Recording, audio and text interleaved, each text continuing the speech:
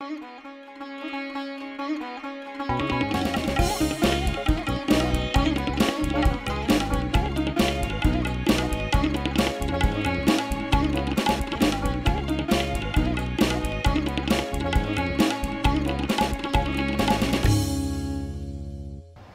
तु मां शक्यसे द्रष्टुमनेनैव स्वचक्षुषा दिव्यं ददामि ते चक्षुः पश्य मे योगमैश्वरम्।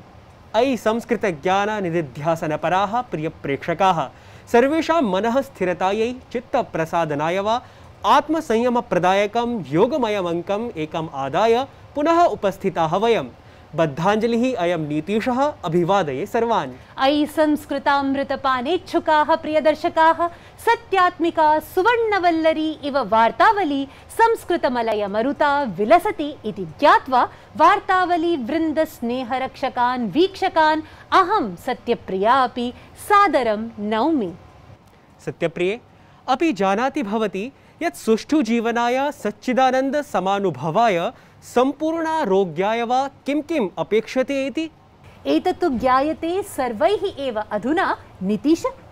अयि दर्शकाः आगामिनं एकविंशीयम् अन्ताराष्ट्रियं योगदिनाङ्कम् आधृत्य विशेषाङ्कः अयं प्रवर्त्यते। तर्हि शृण्वन्तु भवन्तः स्वास्थ्यमाहात्म्यपरम् अद्यतनं सुभाषितम्। देहे सर्वत्र चोष्णस्य समता लाघवं सुखं शुत्तीक्ष्णा गाढनिद्रा च मनसोऽपि प्रसन्नता शरीरे कर्म सामर्थ्यमलालस्यं च कर्मसु स्वतः स्वेदोगमः काले स्वस्थता लक्ष्यन्ति।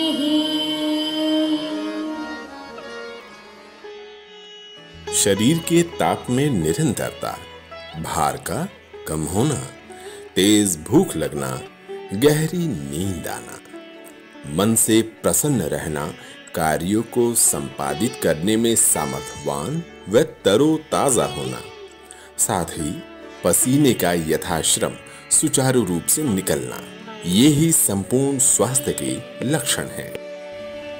Consistency in body temperature, balanced body weight, good appetite, deep sleep, mind cheerfulness, freshness during work, sweating due to physical work. These are the signs of perfect health. उचितं प्रबोधनमिदं कार्य संपादने सर्वथा सामर्थ्यानुभवः एव सुस्वास्थ्यस्य लक्षणम्। एतत् सर्वं च नूनं स्ववशे एव वर्तते। निखिल संसारस्य कृते आनन्दप्रदायकं हि सूत्ररूपमिदम्। इदं सूत्रं मनसि निधाय अग्रे सरामः केन्द्रज प्रभागं प्रति अवगच्छामः च प्रवाहि वार्ता माध्यमेन एतत् साप्ताहिकान् नानाविधान् मुख्य घटनाक्रमान्। प्रधानमन्त्रिणा नरेन्द्रमोदिना कोविड-19 इत्येतत् संक्रामकरोगविरुद्धं सततम् अग्रवर्तिभ्यः योद्धृभ्यः लघ्वधिकः अनुकूलितश्च प्रशिक्षणपरः कार्यक्रमः अस्ति समुद्घाटितः। 26 राज्यस्थेषु 11,100 प्रशिक्षणकेन्द्रेषु कार्यक्रमः अयं स्यादारब्धः। प्रधानमन्त्रिणः अनुसारेण लक्षाधिकेभ्यः जनेभ्यः कौशलप्रकौशलविकासः अस्य समग्रस्यापि कार्यक्रमस्य लक्ष्यम् इति। तेन आशादिपरिवारकल्याणमन्त्रालयचालिताः संस्थाः ग्रामीणाश्च स्वास्थ्यक्षेत्रीयाः कर्मकराः भृशं प्रशंसिताः। अधिभारतम् अभवत् 27 कोरोनारोधि सूच्यौषधप्रयोगाणाम् अन्वयः। कोरोना संक्रमणतः पुनः स्वास्थ्यमाप्तवतां मितिः अपि 96तः अधिका जाता। सूच्यौषधप्रयोगाभियानक्रमे महाराष्ट्रे तावत् 30 आरभ्य 44 यावत् वयोवर्गीयाः जनाः साम्प्रतं भवेयुः लाभान्विताः। केन्द्रीय गृहमन्त्री अमित शाहः केन्द्रशासित प्रदेशस्य जम्मूकश्मीरस्य विकासकार्यक्रमान् समीक्षत। तेन समीक्षणक्रमे अयम् अस्ति निर्देशः प्रदत्तः यत् प्रधानमन्त्रिणः मोदिनः नेतृत्वे समग्रेऽपि विकासकार्यक्रमे पारदर्शिता आधिक्येन प्रयुक्तव्या। तेन विकासकार्यक्रमाणां 90% प्रापणं प्रशंस्य केन्द्रप्रशासनाय जम्मूकश्मीर विकासलक्ष्यमस्ति सर्वतः अग्रवर्ति इति समुद्घुष्टम्। लोकसभाया 17 क्रमस्य वर्षद्वयमस्ति पूर्णं। शुक्रवासरे लोकसभाध्यक्षेण प्रतिशतं 22% जातं कार्यसम्पादनम् इति प्रख्याप्य 7% पारितीकरणमपि परिगणितं। तेन इदमपि निर्णीतं यत् लोकजनशक्ति पार्टी इत्येतस्य दलस्य अध्यक्षपदव्यै 5 सांसदानाम् अन्यशक्तीनां च सर्वथा समुचितं साहाय्यमस्ति गृहीतम् इति। फ्लाइंग सिख इत्यपरनाम प्रथितस्य भूतपूर्वस्य भारतीय धावकस्य मिल्खा सिंहस्य ह्यः रात्रौ निधनम् अभवत्। असौ अत्यधिक रुग्णता कारणात् गहन चिकित्सा प्रकोष्ठे आसीत् प्रवेशितः। विगतमासस्य 20 दिनाङ्के असौ कोरोना संक्रमणग्रस्तः अपि आसीत् सूचितः। राष्ट्रपतिना प्रधानमन्त्रिणा अन्यैश्च वरिष्ठनेतृभिः तन्निधनम् उद्दिश्य शोकः प्रकटितः।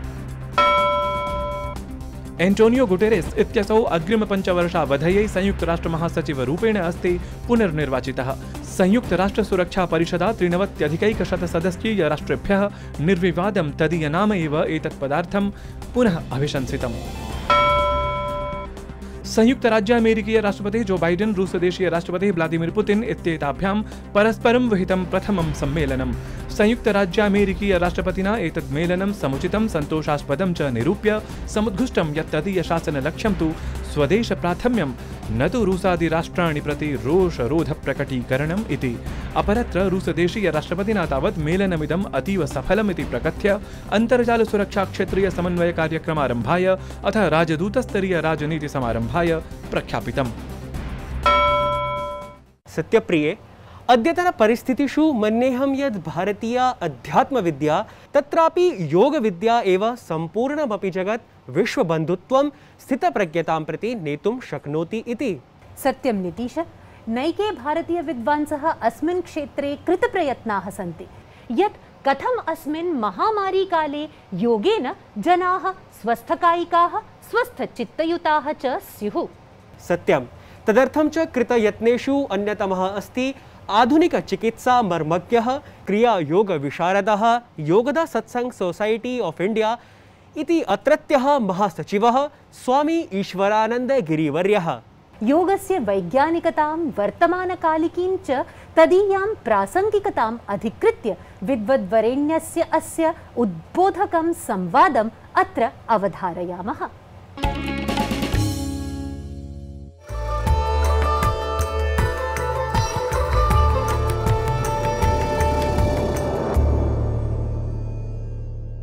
स्वामी जी नमस्कार, स्वागत है आपका कार्यक्रम योग संवाद में।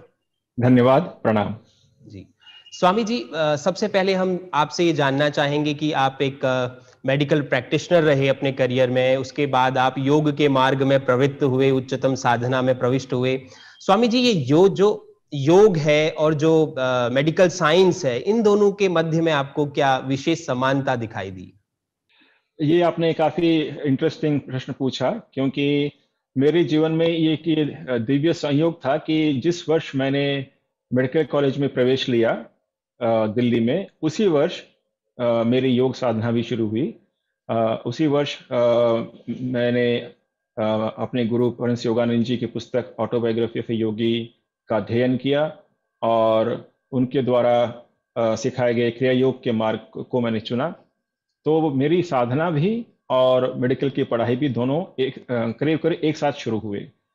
तो मेडिकल कॉलेज में जैसे आप जानते हैं कि हम शरीर के बारे में, शरीर रचना के बारे में काफ़ी विस्तार से पढ़ते हैं, एनाटॉमी, फिजियोलॉजी आदि जी। तो उसमें ये पढ़कर जिस शरीर को एक साधारण व्यक्ति बहुत हल्के में लेता है, कैजुअली या टेक इट फॉर ग्रांटेड लेता है, तो एक मेडिकल कॉलेज में जो पढ़ाई कर रहा है वो जानता है कि ये जो शरीर है कितना अद्भुत यंत्र है, कितना कॉम्प्लेक्स मशीन है, और इसके पीछे, इसकी रचना के पीछे कितना इंटेलिजेंस है, कितनी प्रज्ञा है। तो कोई भी मेडिकल स्टूडेंट जो है वो अचंभित हुए बिना नहीं रह सकता जब वो डिटेल में अपने शरीर के बारे में पढ़ता है। और इससे एक उत्सुकता या कुतूहल जागता है कि इसकी रचना किसने की। तो इससे जो है मेरी ईश्वर में और योग साधना में रुचि अपने आप बढ़ी। साथ में मैंने क्या देखा कि एनाटॉमी में जब हम स्पाइनल कॉर्ड के बारे में पढ़ते हैं तो वहां पर हमें सिखाया जाता है कि स्पाइनल कॉर्ड से जो नर्व्स निकलते हैं, जो नाड़ियां निकलती हैं, वे जगह जगह पर आपस में मिलकर गुच्छे गुच्छे बनाते हैं, जिनको प्लेक्सस बोलते हैं। जी। तो ये जो प्लेक्सस हैं, ये अलग अलग स्थानों पर हैं, नीचे से लेकर ऊपर तक, और उनको अलग अलग नाम दिया हुआ है। जैसे सबसे नीचे जो प्लेक्सस है उसको कॉक्सिजल प्लेक्सस, उसके ऊपर वाले को सैक्रल प्लेक्सस, नाभि के ठीक पीछे जो प्लेक्सस है उसको लंबर प्लेक्सस, इस तरह से नाम दिए गए हैं। और जब मैंने परमहंस योगानंद जी की शिक्षाओं का अध्ययन किया योग विज्ञान पर, तो उसमें हम चक्रों का वर्णन पढ़ते हैं।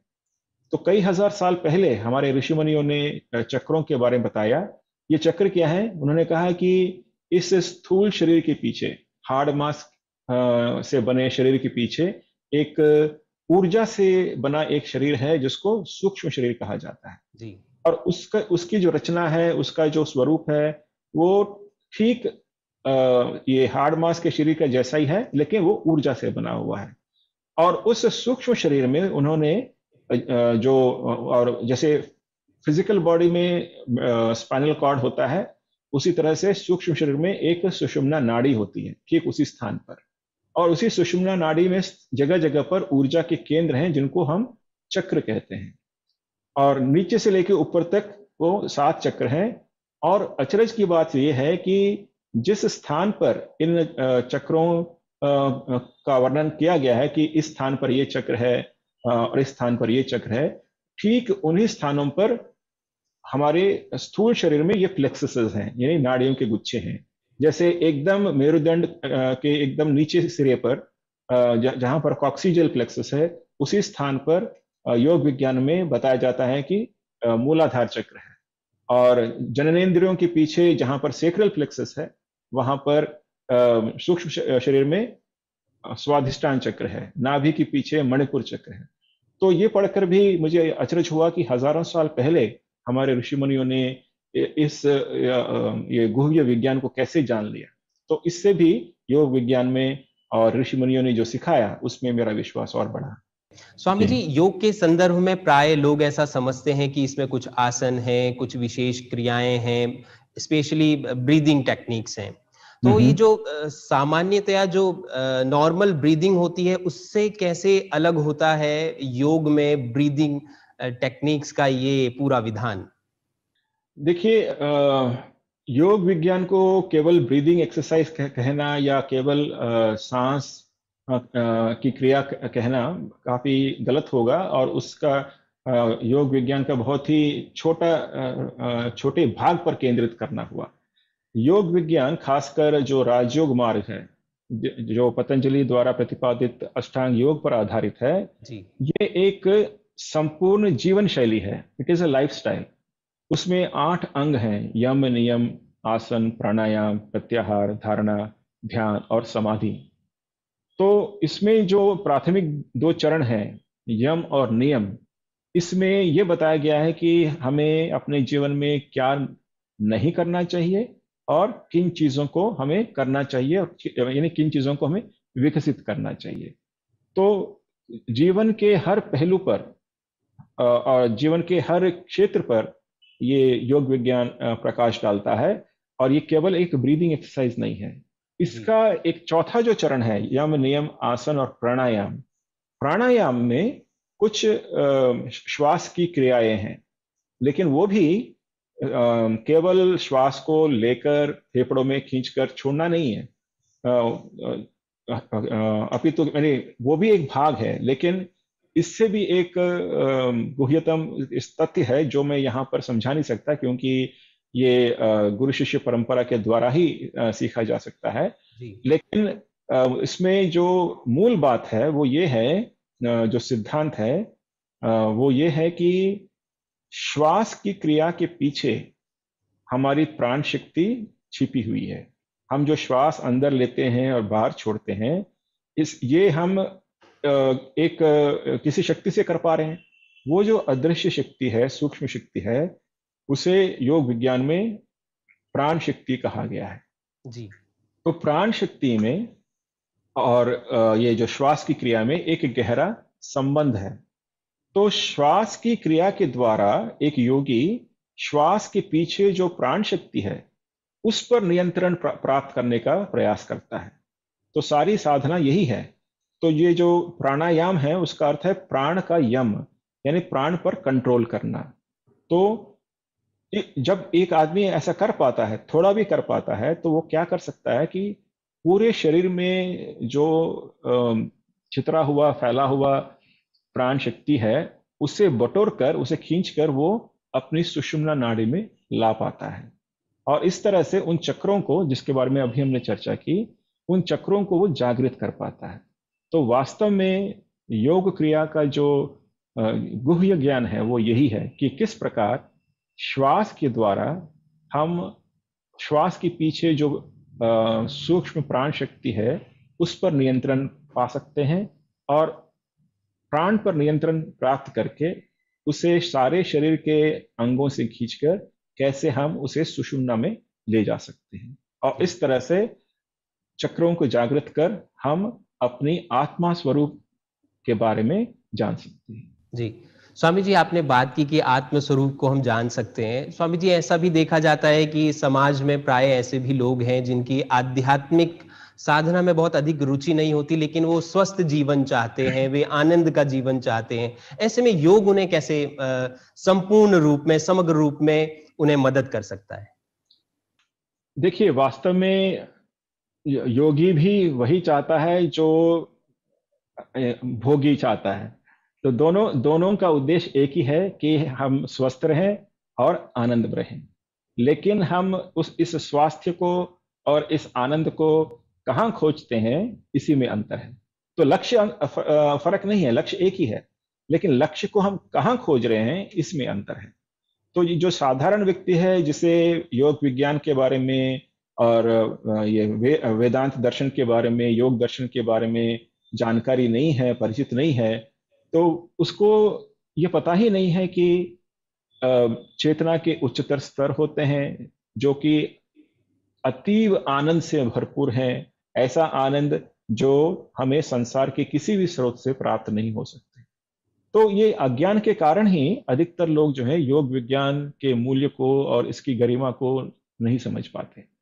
लेकिन अगर कोई भी व्यक्ति गंभीरता से, सीरियसली योग साधना शुरू करे अपने जीवन में और नियमित रूप से करे, तो वो जानेगा कि योग साधना करने से न केवल उसका शरीर पहले से बहुत अधिक स्वस्थ हो गया है और वो रोग मुक्त रहता है, बल्कि वो देखेगा कि बिना किसी बाहरी साधन के उसका जो जीवन है, उसका जो हृदय है, उसका जो मन है, एक विशिष्ट आनंद से भरपूर रहता है। जी स्वामी जी, आपने बात की योग से रोग मुक्ति की। अभी हम देख पा रहे हैं कि संपूर्ण विश्व में कोरोना संक्रमण से लोगों का जीवन भी खतरे में पड़ गया है। आपसे जानना चाहेंगे कि योग से किस प्रकार से लोग लाभान्वित हो सकते हैं ऐसे दौर में जब हम सभी मानसिक रूप से भी व्यथित हैं और शारीरिक रूप से भी हम लोग अपने आप को कमजोर कई बार महसूस कर रहे हैं। जी जी जी, देखिए, योग विज्ञान कभी भी ये नहीं कहता कि हम जो सामान्य ज्ञान है, कॉमन सेंस का प्रयोग ना करें। तो ये यानी अगर कोई ये कहता है कि मैं योग करता हूं इसलिए मुझे किसी भी सावधानी को पालन करने की जरूरत नहीं है, बरतने की जरूरत नहीं है, वो गलत है। तो जो भी कॉमन सेंस मेजर्स हैं, जैसे जो हमें बताया जा रहा है कि सोशल डिस्टेंसिंग बनाए रखिए, हाथों को बार बार धोते रहिए, मास्क पहनिए, अगर जरूरत नहीं है तो घर से बाहर नहीं निकलिए, इन सब का तो पालन हर एक को करना चाहिए, चाहे वो योगी हो या ना हो, क्योंकि ये तो कॉमन सेंस की बातें हैं। क्योंकि वायरस जो है वो अगर हमारे शरीर में प्रवेश करे तो हर एक शरीर को इफेक्ट कर सकता है। तो सबसे पहला जो तरीका है इस रोग से बचने का, वो तो इन तरीकों से, जैसा कि हमें रोज बताया जा रहा है, तो इसको अनदेखा नहीं करना चाहिए। लेकिन साथ में अगर हम योग का अभ्यास करते हैं तो इससे क्या होता है कि हमारे अंदर इम्यूनिटी बढ़ती है। अभी तो काफी सारा इस पर शोध कार्य भी हो चुका है, रिसर्च हो चुका है कि जो लोग योगाभ्यास करते हैं मेडिटेशन करते हैं, योगासन का अभ्यास करते हैं, तो उनमें ये किस तरह से होता है ये प्रक्रिया पूरी तरह से कोई नहीं जानता, लेकिन उन लोगों में इम्यून लेवल्स, एंटीबॉडी लेवल्स ज़्यादा देखे गए हैं, उनमें रोग के प्रतिरोध की क्षमता अधिक देखी गई है। तो ये सब बातें हैं। डीडी न्यूज की इस विशेष प्रस्तुति योग संवाद में हमसे जुड़ने के लिए आपका हृदय से आभार। नमस्कार। धन्यवाद। नमस्कार।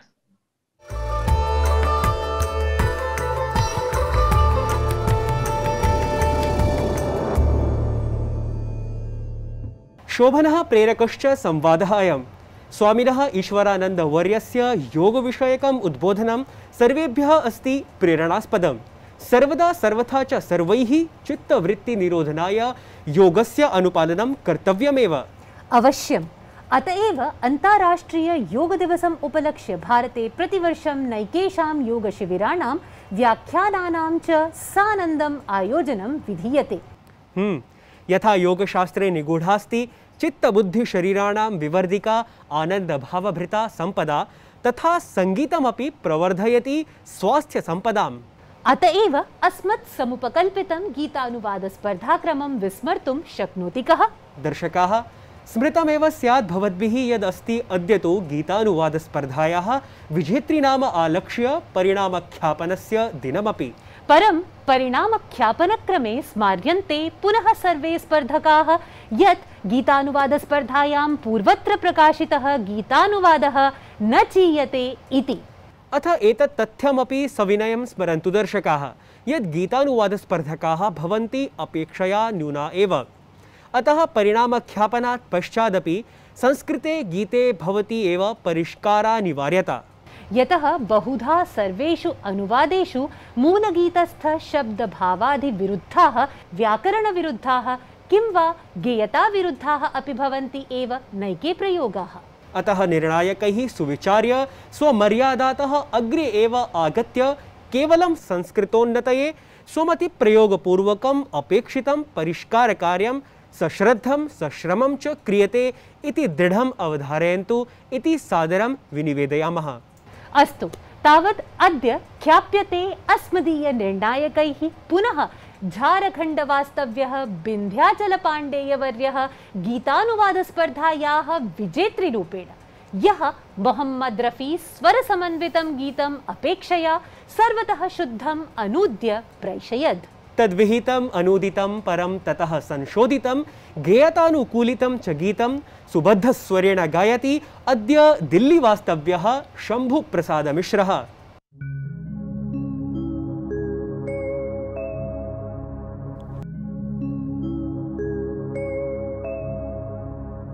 भगवन् भगवन् भगवन्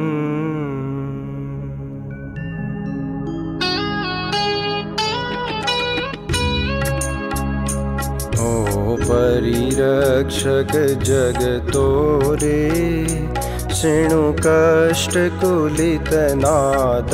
मे, शृणु कष्टकुलितनादं मे।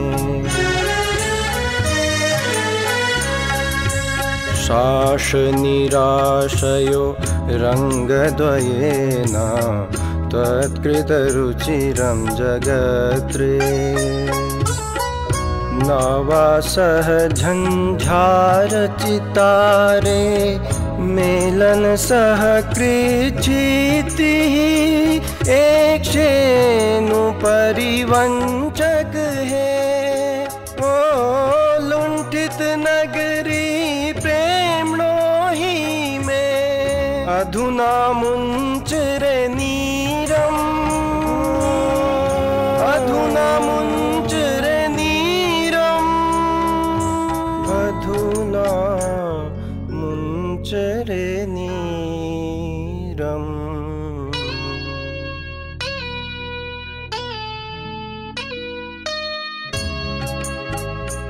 ओ परिरक्षक जगतोरे, शृणु कष्टकुलितनादं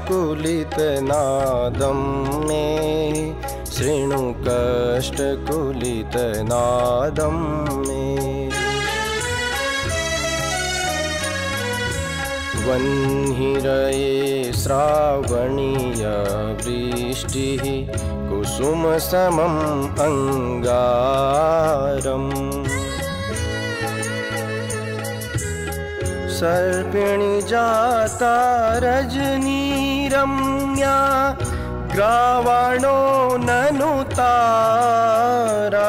भग्ना सर्वे हि सहायाः ओ गृहाण जीवनं पुनः स्वं मे।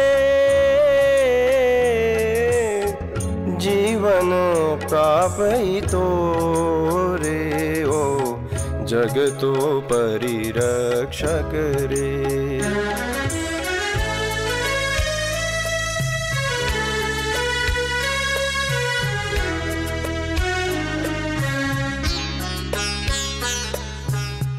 मृगयते चन्द्रं वातुलसूर्यः सन्ध्या मृगयते प्रातः। मृगयेऽहमपि तां कान्तां नो भवितुमशक्या मेया। भगवन् शुभन्ते भूया ओ भग्नं भाग्यं भग्नानासा। क्षतिं च चरणे आपते ओ जगतो परिरक्षक रे। शोभनं सर्वथा चित्तविदारकं परं चेतः प्रसादकमपि गीतम् इदं। वर्धापनानि सन्तु गीतानुवाद प्रस्तोतृभ्यः समेभ्यः। सम्प्रति वार्तावल्याः एतदङ्कीयं प्राणनम् अवरोधयति कालमर्यादा अस्मदीया। अतः समय सम्पादन पूर्वकं पुनरागामिनः अङ्कस्य प्रवर्तनार्थम् अस्मान् अनुज्ञापयन्तु भवन्तः इति विनिवेद्य प्रार्थयामहे यत् भवन्तु संस्थिताः विनीताः भवन्तः। नमो नमः।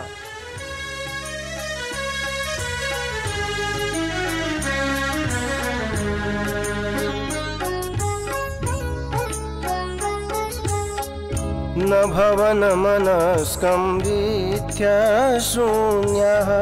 मूकतशोधामूकाः। हृदललितं यद्भूतं जगत्यत् रुष्टावसन्तासुरम्यः। कथं जीवनमहं नयेयम् ओ मन्दिरं पतति रज्यते पुनरपि। सन्धरेनु हृदयं को हि ओ परिरक्षक जगतो रे। शृणु कष्टकुलितनादं मे। शृणु कष्टकुलितनादं मे। ओ परिरक्षक जगतो रे परिरक्षक रे परिरक्षक।